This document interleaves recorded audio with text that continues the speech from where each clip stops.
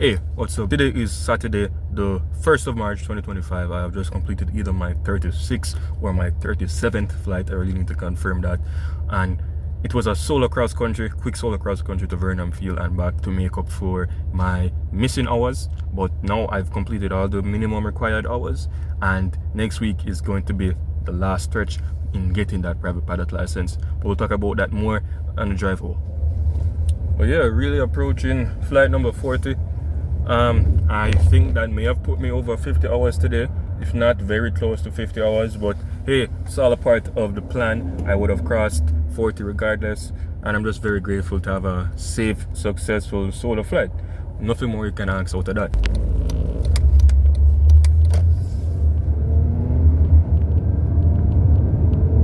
Although today was just supposed to be a quick hop over to Vernon Field and back, it didn't work out exactly as planned, namely because I didn't even go to Vernon Field actually. I went 3/4 of the way, or more like 99% of the way to Vernon Field. I had to turn around at Hayes, or at the very least I made a decision to turn around at Hayes because it was way too cloudy for my comfort. Now it wasn't raining or anything as far as I knew. However, the level that the clouds were at, how tall they were, these were cumulus clouds, stratus clouds, and the fact that they were just in such close proximity of each other over Vernon Field, it just didn't make any sense. All I needed was 0.2 of an hour to really make the requirement regardless. So I was never obligated to go all the way to Vernon Field. However, if I can get the experience, why not get the experience? It's not every day that I get to be flying solo, especially since I'm nearing to Checkride readiness. There isn't much left for me to do other than specific flights like today. Speaking further about how the weather was behaving today, it was still VFR by all means, or should I say it was still VMC by all means. However, it really tested my risk assessment today and my decision making, or at the very least I feel that they were being tested a lot, because there were multiple times throughout the flight where I'm thinking to myself, should I just call it quits here and turn around? And if I was to be very honest and critical of myself, I may have been letting a hazardous attitude get the better of me, namely impulsivity. I believe impulsivity is what I would be thinking about here, where I'm just trying to get this flight out of the way, even if it means something can happen. Now, praise be to God, nothing happened. Of course, I'm here to tell you the tale, but you really have to think to yourself, how often do stories on pilot debrief start off like that, where the pilot thinks he can make it, oh, it's going to be fine. But I had to, in a sense, trust myself. It was up to me to assess the risk. It was also up to me to decide, hey, is this really something I can handle? Am I able to get myself out of this if something was to go wrong? And by right, I was able to do that. Because although it was cloudy en route to Vernon Field, it was still clear back at Tinson. I was telling myself in the worst case scenario, hey, when I turn around, it's going to be clear going back. But then you have to also think, how long is it going to be clear for? It might be clear when I made the decision to continue, but let's say I made the decision to turn back 10 minutes later, is it still going to be clear? And I was banking on the chance that it would still be clear. Again, it was. And even if it wasn't directly clear inland, if it wasn't clear overland heading back to Tinson Pen, I would have simply just used the coast to guide myself back in. Even then, there's also GPS on the aircraft. I'm able to set a direct to Tinson Pen to give me a better idea of how much I have to work with. And I guess that in itself is risk assessment, knowing your limits, knowing the limits of the aircraft, and just understanding the entire situation presented in front of you. Now, that being said, would I have wanted to do that? Again, I can't be too sure. I was never in danger, or should I say I was never immediately in danger. But I just can't stop and look back at it critically and think to myself, was it smart to continue ahead?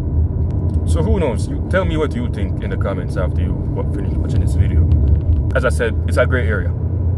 To me, it's a great area. Maybe I'm overreacting, maybe I'm underreacting, but all I know at the end of the day is that I'm safe, and I had a good landing, praise be to God. So all I can do is look forward from here. Speaking of looking forward from here, completing this flight, as I mentioned earlier, is going to check off all remaining minimum hours. So although you need a minimum total of 40, you might need to make sure you have a minimum of 3 night hours and a minimum of 5 solo cross country hours.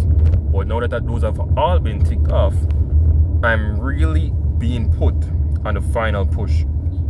This is going to be the final push for that elusive private pilot license, and I genuinely cannot afford to do this a second time, in the sense that I've made it this far, my instructors have signed me off this far, and after I do those mock check rides, they're going to sign me off again.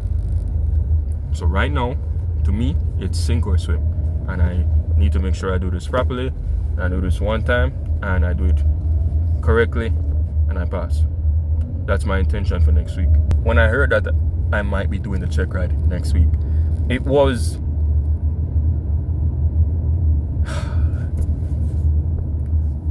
I had mixed feelings. Of course, you'd be excited to get it out of the way, but there's also a little bit of dread behind it. But I've had this dread before, and I know exactly how to deal with it. I'm going to use it to help me. I'm going to use the pressure of performing to help me, because that's what happens when you're under pressure. You can use the pressure to make sure you perform even better. I believe I perform better when I'm under pressure. I believe most people do, because there's stakes. You have something at hand if you don't perform the way you need to perform.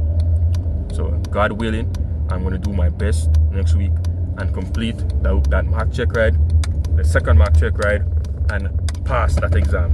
I intend to do my best.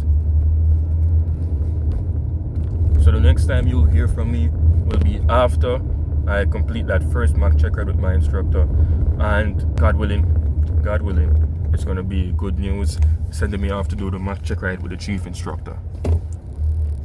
You can also look out for a full flight video on today's flight that will be uploaded shortly after this one is uploaded, if not a little bit before.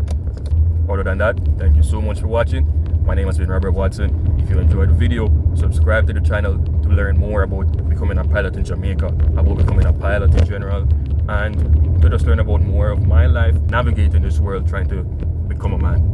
Make sure to also leave a like or a comment if you have any feedback on how I could improve this video. And once again, thank you so much for watching the video.